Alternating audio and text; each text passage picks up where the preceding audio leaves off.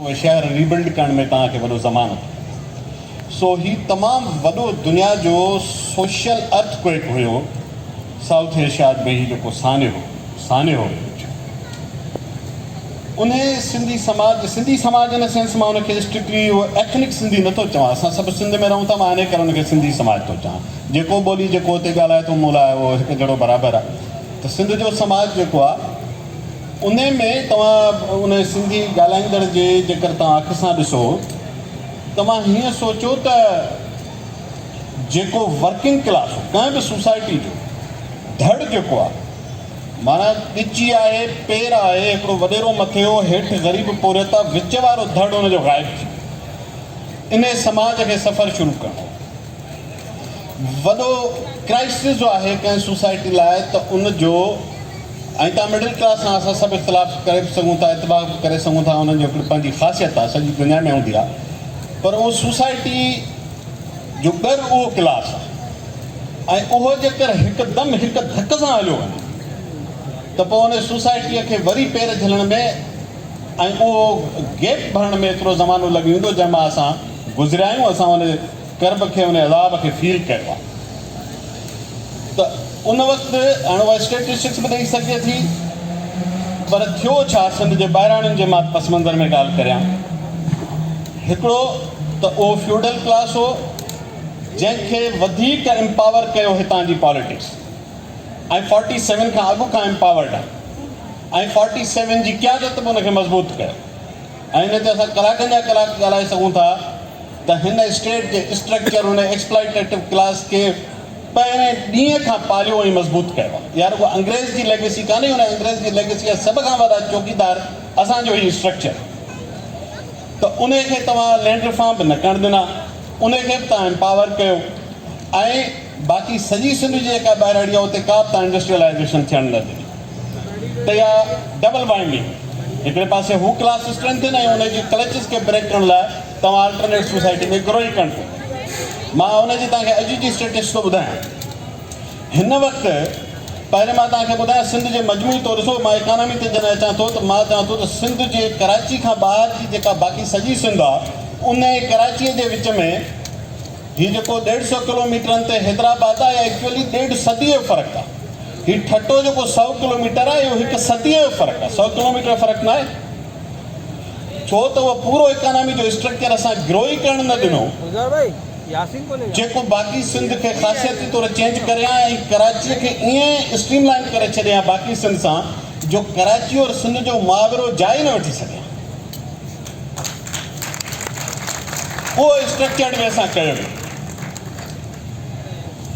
कि ऐं फर्दर कीअं थियो 1970 जी जेका स्टेटिस्टिक्स आहे उन मुताबिक़ सिंध में 1534 वॾियूं इंडस्ट्रीज़ हुयूं 1534 1970 ऐं 30 साल पोइ 2005 ऐं 6 में 35 साल पोइ उनमें केतिरो वाधारो थियो आहे सिर्फ़ु 300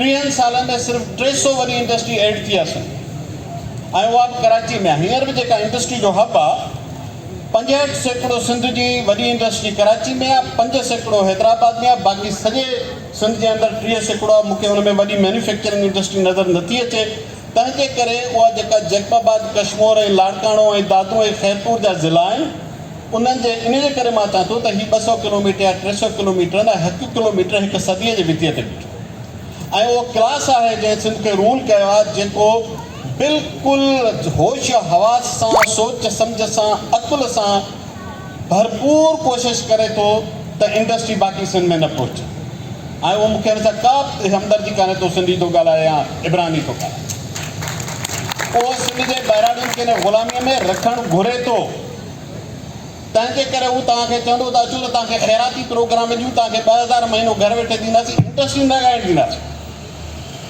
इंडस्ट्री न लॻंदी छो इंडस्ट्री उहा इकोनॉमी थोरी आहे इंडस्ट्री सोसाइटी जी ट्रांसफॉर्मेशन आहे जेको 1 करोड़ रुपए जो 1 अरब रुपए जो जनरल स्टोर खोलियो वेठो आहे उहो 5 रुपए जो सामान वठो खिली तव्हांखे थैंक यू सर थो चए ऐं हू जेको साहिबु 50 एकड़ गैराबाद बनी जिते सलो बि नथो फुटेसि उते हीअं मुछूं वटे ॾंडो खयो वेठो आहे सो उन क्लास जा इंट्रस्ट जेको नथो चाहे त उहा इंडस्ट्री सिंध में पहुचे ऐं जेसि ताईं या 2 तरीक़ा आहिनि या ॿाहिराड़ी जो माण्हू जीअं हींअर कराची ॾांहुं अचणु शुरू थियो आहे ऐं वॾो डिबेट आहे त हिन छो न पिया आयो, मां हुन बहस में टाइम घटि आहे त नथो वञी सघां। मुंहिंजो ॾाढो मूं लाइ अट्रैक्टिव टॉपिक आहे, मुंहिंजी दिलि थी चई ॻाल्हायां, पर टाइम जो कंस्ट्रेंट आहे। ही क्लास बाक़ी सिंध में इंडस्ट्री ऐं इकोनॉमिक ज़ोन्स ऐं इन क़िस्म जी सोशल ट्रांसफॉर्मेशन जी इकोनॉमी खे न अचणु ॾींदो। जेतिरो हुनखे कुदरत ताक़त ॾिनी आहे हुनखे ब्लॉक कंदो। छो था कनि, कहिड़ी रुकावट, ॿियो सभु कुझु कनि था। 100 अरब रुपए जा जेको घारा लॻण जा प्रोजेक्ट ऐं बंदनि जा कप ठाहिण जा प्रोजेक्ट उहे थी था वञनि, 50 अरब जी इंडस्ट्री नथी लॻी सघे। इहो डेलिबरेट आहे, छो त उहा सोशल ट्रांसफॉर्मेशन नथा चाहिनि। ॿी शइ मां आई एम सॉरी टाइम जे करे, महिरबानी अदी मां तव्हांजा 3 मिंट तव्हांखां वधारे थो वठां। Thank U. हींअर हिकिड़ी रिपोर्ट मां तव्हांखे गुज़ारिश कंदुसि, जेकर थोरो वक़्तु कढी हुनखे पढ़ो। नेप्रा जेको national electric power regulatory authority आहे, उनजी हिकिड़ी रिपोर्ट ईंदी आहे, annual state of industry report. हिन साल जी रिपोर्ट जेका लेटेस्ट मौजूदु आहे उहा तव्हां पढ़ो। हिकिड़ा 2 इंडिकेटर थो ॿुधायां। जेका घरेलू बिजलीअ जो इस्तेमालु आहे, घरेलू पंजाब में 36,000 गीगावाट आवर्स आहे, 36,000 गीगावाट आवर्स। सिंध में 11,000 गीगावाट आवर्स आहे। ही घरेलू इस्तेमालु आहे। पंजाब जी आबादी सिंध खां ॿीणी आहे। घरेलू बिजलीअ जो इस्तेमालु 3.5 टाइम्स वधीक आहे। ऐं यार उहो बिजली न आहे माइंडेड, इहा इकोनॉमी आहे, इहा ट्रांसफॉर्मेशन आहे। अच्छा, कमर्शियल ते था अचूं। 4,000 गीगावाट आवर पंजाब में इस्तेमालु थिए थी। सिंध में कमर्शियल में सिर्फ़ु 2,000 गीगावाट आवर्स यूज़ थिए थी। जॾहिं त इंडस्ट्रीअ जी मेजॉरिटी हिते आहे, पर गुज़िरियल 30 सालनि में पंजाब जे अंदरि लॻभॻि 10 ते तमामु वॾियूं इंडस्ट्रियल ज़ोन्स ठहियूं। इन जे करे पंजाब जे अंदरि हिकु हंधि पावर सेंटर कोन्हे। केरु बि लाहौर और पंजाब नथो चए, छो त शेखुपुरा लाहौर जो मिनिएचर आहे, फैसलाबाद लाहौर जो मिनिएचर आहे, गुजरांवाला लाहौर जो मिनिएचर आहे, मुल्तान वारा पंहिंजो एयरपोर्ट ठाहिनि था, पंहिंजो हवाई उॾामूं हलाइनि था। एतिरे क़दुरु एम्पावर्ड आहिनि, पंहिंजा जहाज़ था हलाइनि। एयर सियालकोट वारनि, सॉरी नॉट मुल्तान, सियालकोट वारनि एयर सियालपुरी हुननि पंहिंजी एयरलाइन शुरू करे छॾी आहे। त इहो सभु कुझु छो थो थिए, छो त हुननि इंडस्ट्री जा हब क्रिएट कया आहिनि। इन जे करे उते हाणे फ्यूडल जो तव्हांखे पॉलिटिक्स ते क्रचेस नथियूं नज़र अचनि। इन जे करे उहो क्लास उते जी इस्टेब्लिशमेंट सां विढ़े थो, जंहिंखे कारोबार में इंट्रस्ट आहिनि। हीउ जेको PML ऐं इस्टेब्लिशमेंट जो फिनोमिना आहे, इहो कंहिं बि ॿिए को मार्क्सिज़म जे लाइ झगड़ो कोन पियो थिए। बेसिकली इंट्रस्ट ग्रुप आहिनि जेके उतां जी इंडस्ट्री ऐं इकोनॉमी जो झगड़ो आहे। सिंध में इहो थियण ई न ॾिनो हुयो। हिकिड़ो क्लास लत असांजे निड़ीअ ते रखियो वेठो आहे, ऐं जिते इंडस्ट्री वधी पई सघी ऐं माण्हू अची पई सघिया, उते हिननि 30 साल दहशतगर्द पालिया, ॿाहिराड़ियुनि में धाड़ेल पालिया। इहे ईअं कोन पैदा थिया हुआ। हिन मुल्क में पन बि ईअं कोन चुरंदो आहे। इहे ठाहिया विया त जीअं सिंध जी इकोनॉमी जे अंदरि इहा ग्रोथ न थिए, सिंधी सोसाइटी जो वाइब्रेंसी न अचे, उहा डायनामिज़म क्रिएट न थिए, जेको सुभाणे पंहिंजा जॾहिं राइट्स ते मुक़ाबिलो करण ते अचे त पोइ ईअं मुक़ाबिलो करे जीअं तव्हां पंजाब जी सिविलियन इस्टेब्लिशमेंट हींअर पंजाब जे ॿी इस्टेब्लिशमेंट सां टकराव में अची वई आहे। They don't want Sindh to look like that.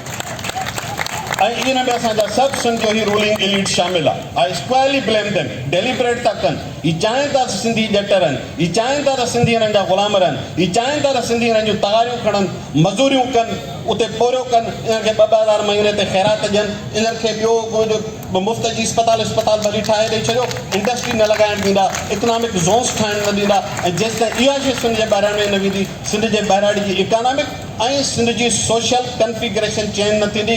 Last thing in जो ई रिफ्लेक्शन आहे जो 50% आबादी असांजी वाड़ियल आहे। ऐं जे चओ खणी त 2 औरतूं वीचारियूं मार्कियूं कनि त चङा भला जेके लिखिया पढ़ा प्रोफाइल ॾिसो त को जीगवेरा जो फोटो रखियो वेठो आहे, हेॾा क्यूबा जे पंहिंजो हुन सां फेडरल कास्ट्रो सां वेठो आहे, औरत जे मार्क ते रड़ पई थी पए। इहो फ्यूडल माइंड सेट आहे जेको पढ़े लिखे क्लास में रुकिड़ी वियो आहे, छो त सोसाइटी जमुद में हली वई आहे। सोसाइटी जी कन्फिगरेशन चेंज नथी थिए, ऐं जेसि ताईं तव्हांजूं मटीरियल रियलिटीज़ चेंज न थींदियूं, सोसाइटी जो सोशल फैब्रिक बि चेंज न थी सघे। नसीर मूंखे हिकिड़े मिंट में जेकॾहिं जवाबु ॾियो, हिकिड़े मिंट में, त इन जो वे फॉरवर्ड छा आहे? ॾिसो, हाणे वे फॉरवर्ड सची ॻाल्हि आहे, मूं वटि को सिंगल पेनिसिया कोन्हे, पर सिंध बैसे ते मजमूई उहा मुंहिंजे तव्हांजे शायदि हाणे नुस्ख़नि जो इंतज़ारु नथी करे, उहा ट्रांसफॉर्मेशन न थी सघी। नतीजे में तव्हां पुठियां 10-15 साल में ॾिठो आहे त मैसिव इन माइग्रेशन कराची में ॿाहिराड़ियुनि मां थिए पई। इहा उन 3 फैक्टर्स जे करे थी आहे जेके हिन स्टेट पैदा कयूं। हिकिड़ो हिन ॿाहिराड़े में धाड़ेल पैदा कया त सिंध जो मिडिल क्लास लताड़िजे, उहा इकोनॉमी लताड़िजी वई, माण्हू शहरनि था अचणु लॻा। हिन सिंध जी जेका मईशत जो करंगे जी हेॾी जी ज़रात उनखे हिननि तबाह कयो, नतीजे में माण्हू हेॾां अचणु लॻा। सो मां इहो थो सम्झां त लांगर रन में जेसिताईं को सिंध खे अहिड़ा फ़हम ऐं सोच ऐं सम्झ वारा ऐं अहिड़ा माणपे वारा रूलर्स मिलनि, तेसिताईं उहो जेको क्लास स्ट्रगल में आहे उहो सिंध जे शहरनि तां अचे। हिननि शहरनि खे ओन रुगो नारनि सां ई प्रेस कॉन्फ्रेंस सां न कबो, हिते अहिड़ा फेस्टिवल कराइजनि, हिते इंडस्ट्री में वञिजे, हिते रेस्टोरेंट्स खुलनि, हिते ट्रांसपोर्ट में असां हुजूं, हिते ज़िंदगी जे हर शोबे में हुजूं। कराची पाकिस्तान जो वॾे में वॾो इकनॉमिक हब आहे। असां बि कुझु देरि कई आहे, रियासत जा स्ट्रक्चर पंहिंजी जाइ ते कुझु असांजे पार्ट ते वियो। सो इमीडिएट सॉल्यूशन इहो आहे त असां ऐं सॼे पाकिस्तान में वञनि, सॼे दुनिया में वञनि, माण्हुनि खे पाण पंहिंजा रस्ता ठाहिणा पवंदा। ही स्ट्रक्चर्स जा बैरियर्स मूंखे नियर फ्यूचर में हटंदे नज़र कोन था अचनि। Thank U.